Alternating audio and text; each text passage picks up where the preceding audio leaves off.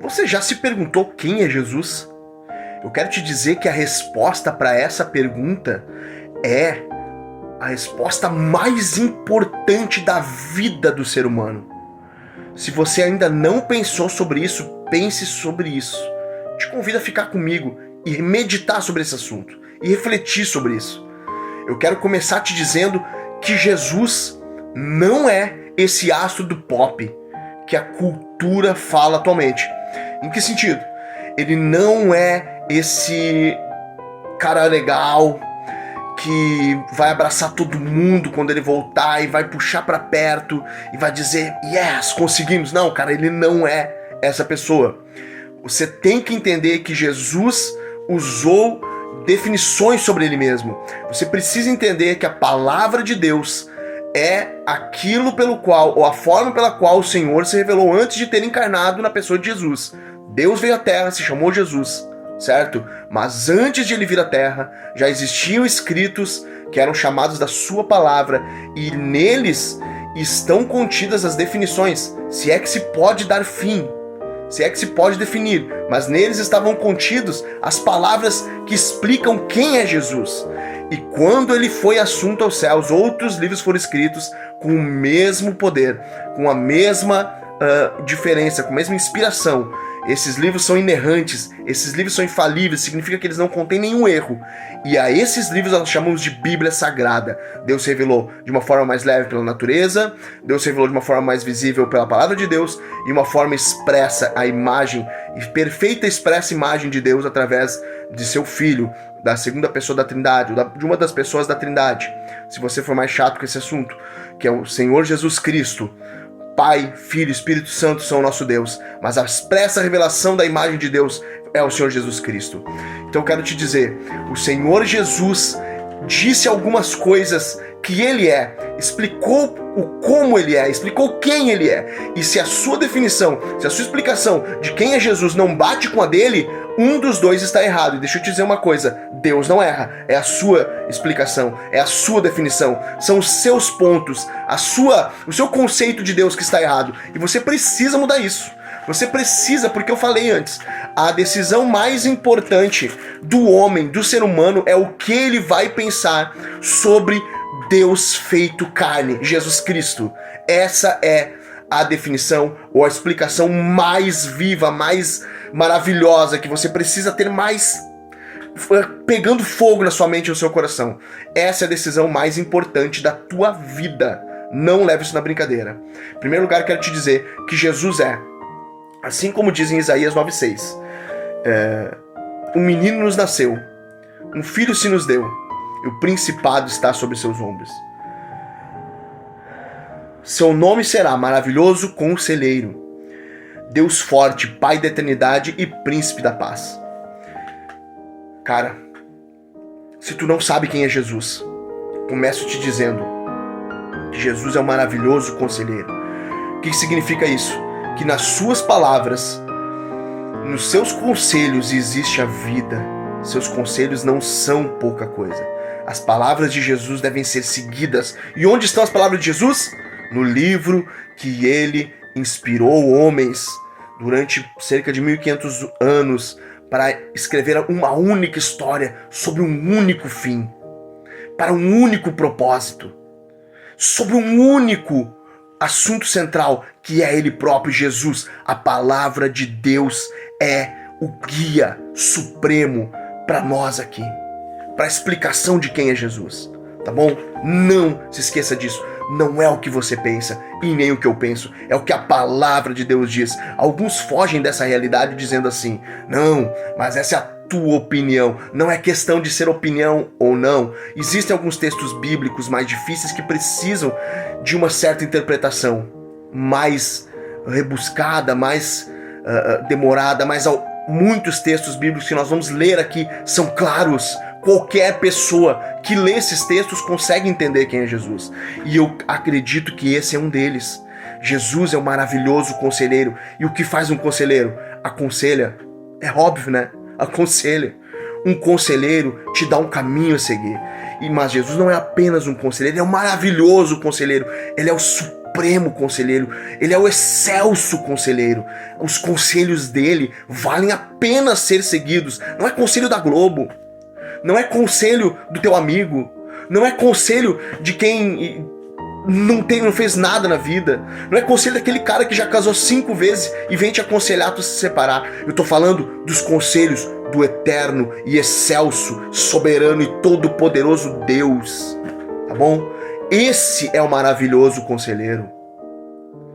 Mas ele não é só maravilhoso conselheiro, ele é o Deus forte.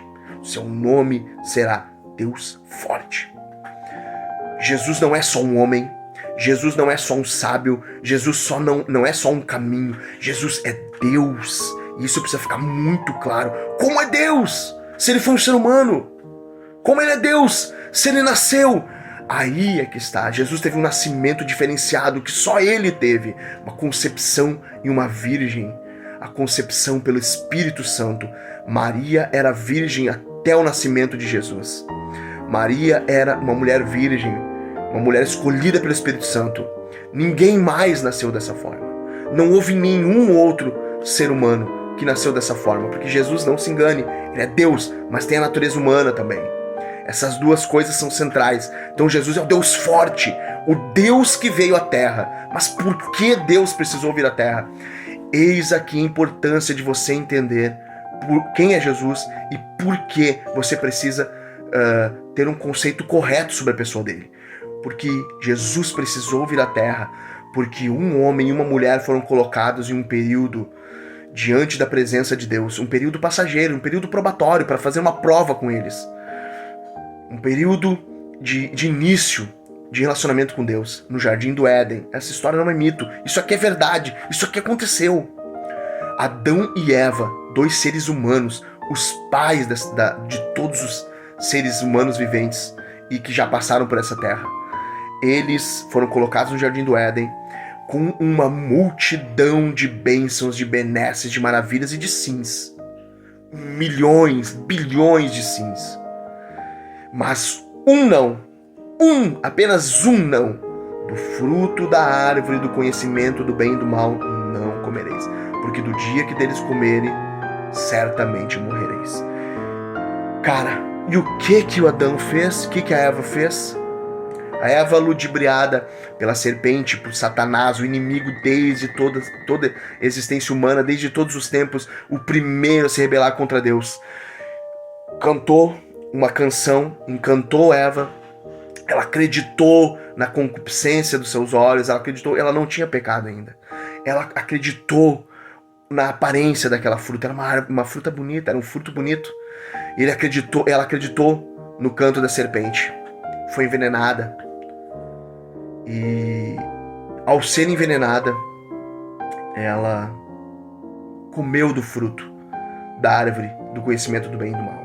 E naquele momento, ela rompeu a comunhão com Deus. Mas e Adão? Então Adão não tem culpa? É claro que tem. Adão estava do lado. O texto bíblico diz que ela entregou a fruta a Adão e ele comeu. O texto bíblico não diz que Eva saiu catando Adão por todos os locais para ver se era possível encontrar naquele momento. Não, Adão estava com ela. E Adão como pastor, Adão como responsável, Adão como o porta-voz, Adão como o homem federal da sua casa, Adão como representante, o líder daquela família, ele já deveria ter matado a serpente e impedido Eva de comer do fruto do conhecimento do bem e do mal. Mas ele não fez isso, ele foi omisso, foi um homem omisso. E ao fazer isso, tomou do fruto do conhecimento do bem e do mal da mão de Eva, comeu. E ao fazer isso também, ele foi expulso do Jardim do Éden. E a partir daquele momento, a ligação entre Deus e o homem foi cortada.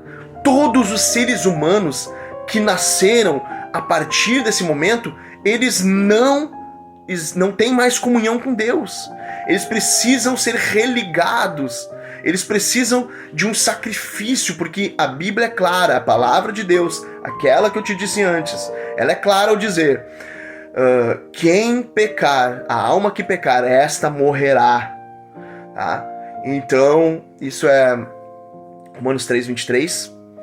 E precisa ficar muito claro que a partir do pecado, todos os seres humanos já nascem condenados. Eu e você, tá bom?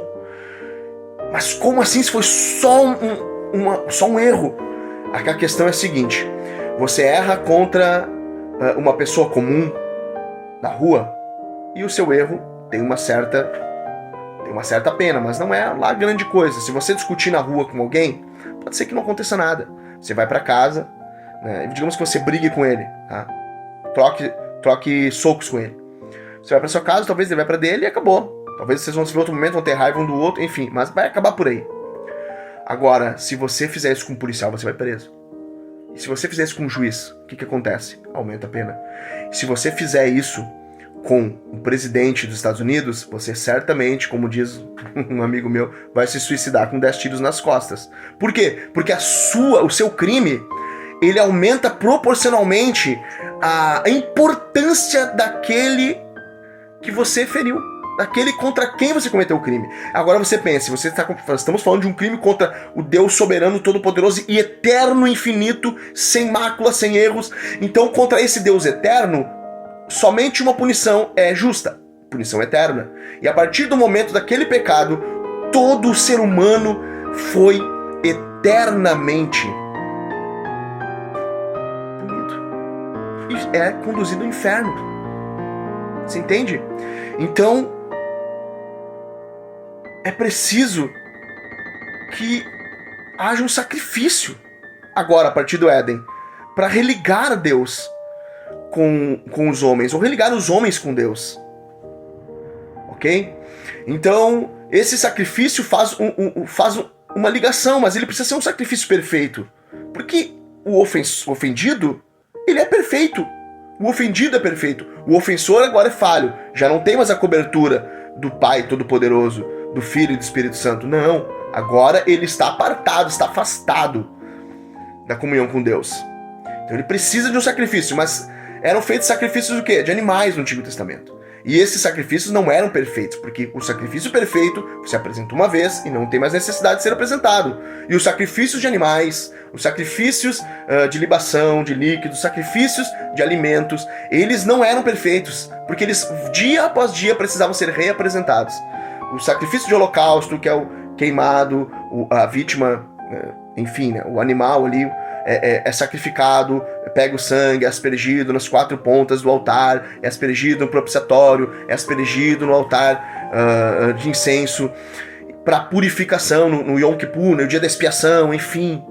Tá? Isso é só um dos rituais do Antigo Testamento para você entender que sempre foi necessário sacrifício para perdão dos pecados. Por quê? Porque a alma que pecar morrerá. Então é uma vida que peca, precisa morrer, deve morrer. Ela afetou, ela profanou o sagrado eterno. Então ela precisa ser eternamente profanada também. Ou melhor, ela já está. A partir do momento que ela profanou o sagrado, ela já está profanada. É porque ela estava profanada. Então, é preciso um sacrifício para religar. Mas o sacrifício de animais não é o suficiente. Um ser humano poderia se sacrificar? Não seria o suficiente. Por quê? Porque todo ser humano já estava contaminado. O ser humano que se sacrificasse estaria entregando a sua vida apenas como um animal. Em que sentido? Não que os dois tenham o mesmo valor, é óbvio que não. Mas no sentido que ele já está maculado. Um animal não tem a dignidade necessária, pois ele não é um ser humano. E o ser humano não tem a dignidade necessária para alcançar o ofendido, porque ele não é Deus. Então só havia uma solução para o perdão da humanidade. E essa solução foi a que o Deus Trindade realizou. Ele desceu até a terra, se chamou Jesus, viveu uma vida perfeita, se entregou como sacrifício na cruz, entregou a sua vida em substituição da nossa vida podre, pecadora, imunda. Porque não se engane, a partir do Éden, todos nós somos isso, pecadores. Ah, mas eu nunca menti. Já está mentindo, isso é uma mentira. Você já mentiu. E uma mentira é pecado e merece a punição eterna. Por quê? Porque é o 9º mandamento, não dirás falso testemunho. E quebrar uma lei é quebrar todas. É o que a Bíblia apresenta. Então essa é a sua maior decisão. Tá bom?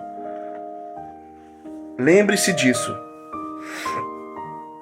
Ele é o Deus forte, né? Ele é o Deus forte.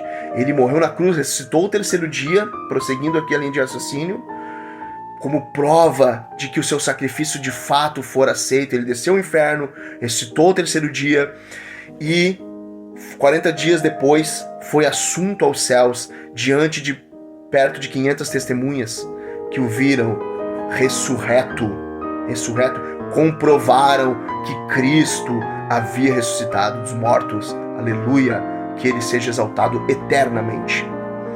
Tá bom? Então, o Senhor Jesus, ele não é apenas um conselheiro bom, maravilhoso, o melhor. Ele é também Deus forte. Ele é também o príncipe da paz.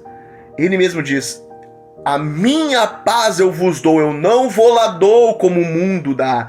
O mundo não tem paz.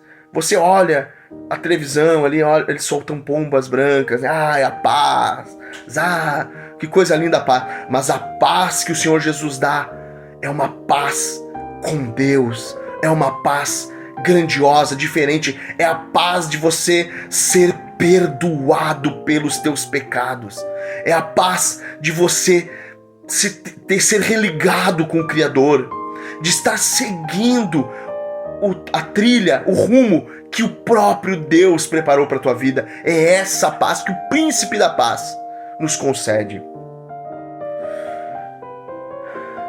Aleluia. Que ele seja exaltado, que ele seja glorificado para todo sempre. Ele é o Pai da eternidade. Por quê? Porque a eternidade é algo que não acaba. Mas a própria palavra de Deus diz: de eternidade a eternidade, tu és Deus. Significa o quê? Que existe uma sucessão, uma certa sucessão de acontecimentos na eternidade que não passa, porque ela é eterna, né? Óbvio. Contudo, existe uma diferença entre a eternidade pré-criacional, pré-criação da terra, dos seres humanos, enfim, e pós-criação. Então, por isso que de eternidade a eternidade tu és Deus.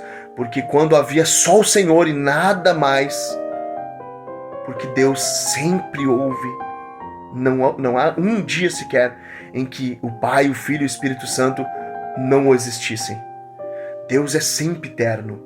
Ele sempre existiu, sempre existirá. Não haverá fim ao Senhor. Assim como não houve um começo, Deus é eterno. Então por isso ele é o Pai da eternidade. A eternidade é só mais uma das criações do Senhor. Aleluia. Glória a Deus. Então Deus é o Deus conosco, o Emanuel.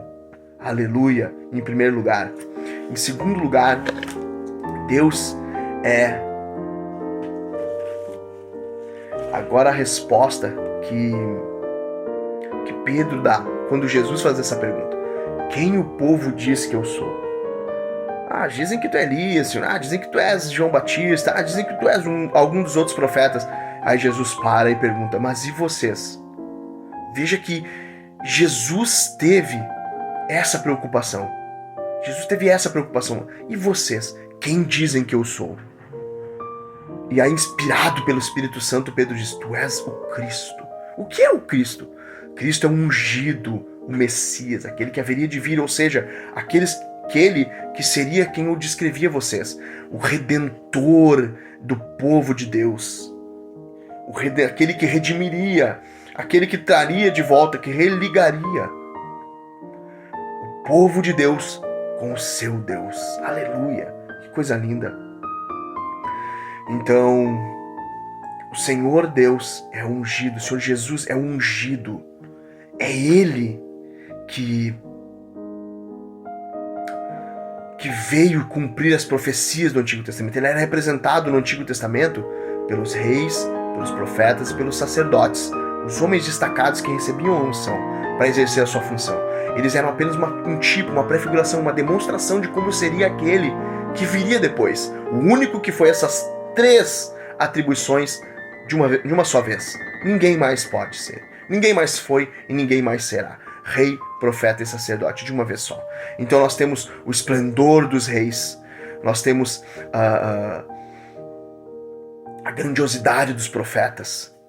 E nós temos também a reverência dos sacerdotes, unidos em uma só pessoa, em um só homem, em Jesus, o Deus encarnado que se fez homem. Então, o Senhor Jesus é o Cristo. Ele é aquele que cumpriu todas as profecias do Antigo Testamento e que provou então ser o Messias, ser ungido, ser aquele que veio à Terra para cumprir, para salvar as pessoas. E em terceiro lugar, o Senhor Jesus é o fundamento do povo que ele separou, isso é, a igreja.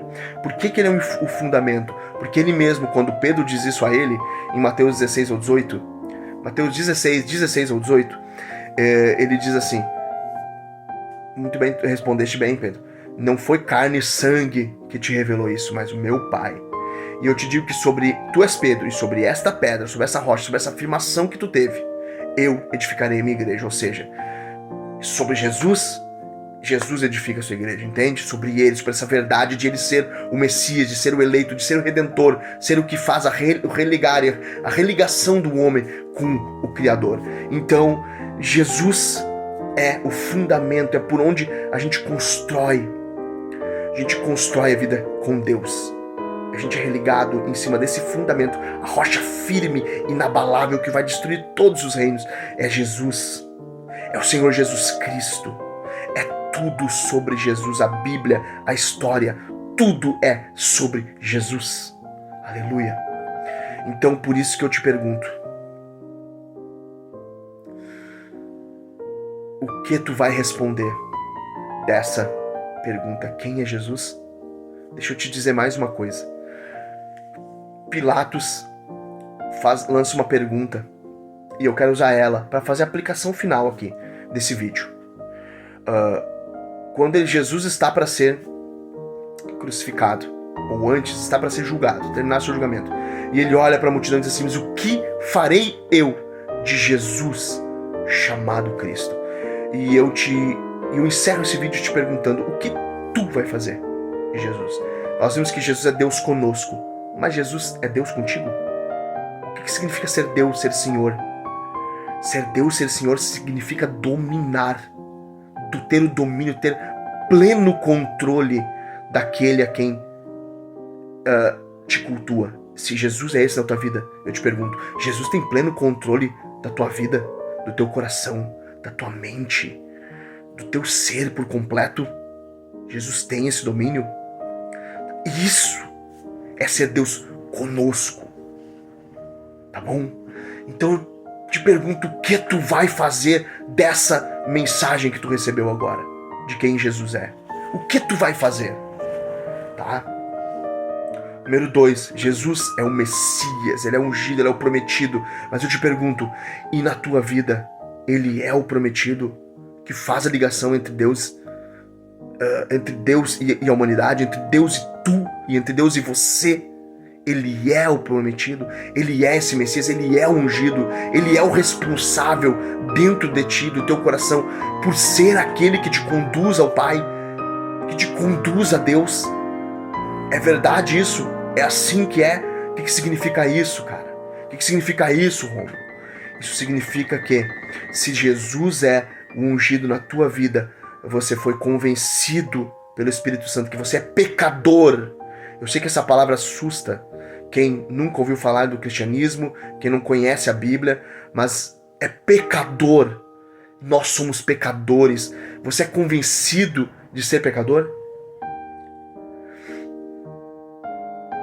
E depois disso, Jesus é o Senhor, tá? Jesus te convenceu, o Espírito Santo te convenceu que você é pecador. O Espírito Santo atribuiu o senhorio de Cristo à tua vida.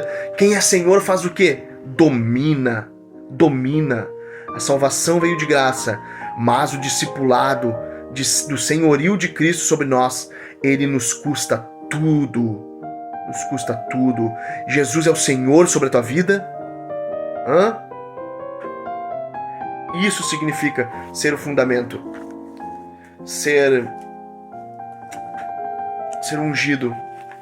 E por fim, Deus é o fundamento da igreja. Toda a construção da vida cristã é feita sobre a rocha revelada de Cristo, sobre essa verdade que eu te falei aqui nesses 25 minutos, sobre Jesus. E eu te pergunto, isso é verdade na tua vida? Jesus é uma rocha onde tu constrói tudo, teus negócios, teu casamento, teu relacionamento com as pessoas, a tua vida em todos os aspectos. É Jesus que é a base de toda a tua existência? Se não for, se você olhou hoje e percebeu que não é, eu te digo uma coisa, existe uma saída. Tu precisa entregar a tua vida para o Senhor Jesus. Ele mesmo disse que é Deus. Ele mesmo disse que é o Salvador. Ele mesmo disse que é o Senhor. No jardim do Getsemane, no Evangelho de João, quando ele é questionado pelos soldados, procuramos Jesus de Jesus de Nazaré, o Nazareno, Jesus Nazareno. Quem é? Ele levanta-se e diz, eu sou, e usa o termo que o Senhor havia se revelado no Antigo Testamento, que o Deus Todo-Poderoso havia se revelado no Antigo Testamento para falar de si mesmo, quando falou a Moisés, eu sou, que é o tetragrama hebraico, mas no Novo Testamento não é hebraico, foi escrito em grego, mas é esse termo que ele usa, o Kyrios, que ele usa, ou seja, ele é o Senhor. Então, isso aqui só é importante para você entender a correspondência que há entre o Antigo e o Novo Testamento. Não existe uma briga entre o Antigo e o Novo Testamento. Eles são a mesma coisa, eles são a continuação um do outro. Então, o próprio Jesus se identificou como o Senhor, como Deus. E eu te pergunto, na tua vida, Ele é Deus? Na tua vida, Ele é Deus? E diante de Caifás, também no julgamento, no Evangelho de Mateus, Jesus é questionado se essas coisas eram verdade. E ele pergunta, és tu o Filho de Deus? Como esses aqui têm falado de ti? Ele disse de novo, eu sou. E em breve vereis o Filho do Homem sentado no trono. Então Jesus afirmou de si mesmo que ele é Deus. E tu, o que fará dessa verdade? Qual vai ser a tua resposta? A minha oração é que o Senhor Jesus guie o teu coração, guie a tua mente, que o Espírito Santo aplique essa palavra à tua vida e que tu reconheças o senhorio e reconheças a divindade de Jesus. Ele é Deus e Ele é Senhor. E que tu reconheça também o teu pecado. E aí, o Espírito Santo pode realizar um milagre na tua vida. Eu quero orar por ti, que ficou até agora, até esse momento, ouvindo e vendo esse vídeo. Deus Todo-Poderoso, eu quero te pedir aqui nesse momento que o teu Santo Espírito faça isso que eu disse, Senhor. Não porque eu disse, mas porque a tua palavra assim diz. Como ouvirão se não há quem pregue? A tua palavra diz. E essa aqui é uma pregação. E como pregarão se não forem ensinados? Se não forem enviados, Senhor, perdão. E eu acredito que eu fui enviado. E eu fui enviado para pregar essa palavra a essas pessoas que estão ouvindo. Não são aquelas que não ouviram. São os que deram play e as que ouviram até o final. Esse vídeo, esse áudio, enfim, como chegar até elas. Eu quero te pedir, Espírito do Senhor, que tu apliques essa palavra ao coração dessas pessoas, que elas sejam regeneradas, que elas passem por esse processo do novo nascimento que está no capítulo 3 do Evangelho de João e que elas sejam alcançadas por ti, reconheçam que são pecadores, que peçam perdão pelos seus pecados, reconheçam que o Senhor é Salvador e que o Senhor é Senhor sobre elas e que assim sejam religadas para a vida eterna, sejam religadas contigo, Senhor, eu te suplico. Eu te peço que o Senhor possa usar essa mensagem para chegar a locais que eu jamais imaginei. Para a glória de teu nome, Senhor. Para que tu sejas exaltado. Para que tu sejas glorificado ainda mais. Porque tu és soberano, tu és grandioso, tu és o rei sobre toda a terra. ainda que eles não reconheçam. E eu quero, Senhor, que a tua glória se espalhe por essa terra, que o teu nome seja exaltado, Senhor. Eu te peço que tu abençoe essas pessoas que estão ouvindo, que o Senhor abençoe cada um deles e que através desse vídeo o teu nome seja glorificado ainda mais, em nome de Jesus. Amém, amém e amém. Se você está aqui até agora, compartilhe esse vídeo com alguém que precisa saber quem é Jesus. Compartilhe esse vídeo, segue o nosso canal e que a sua vida sirva para o eterno, ou melhor, para o fim último da criação do homem, a glória de Deus. E que essa glória do Senhor seja mais alcançada por você ao deleitar-se, seja mais vista, mais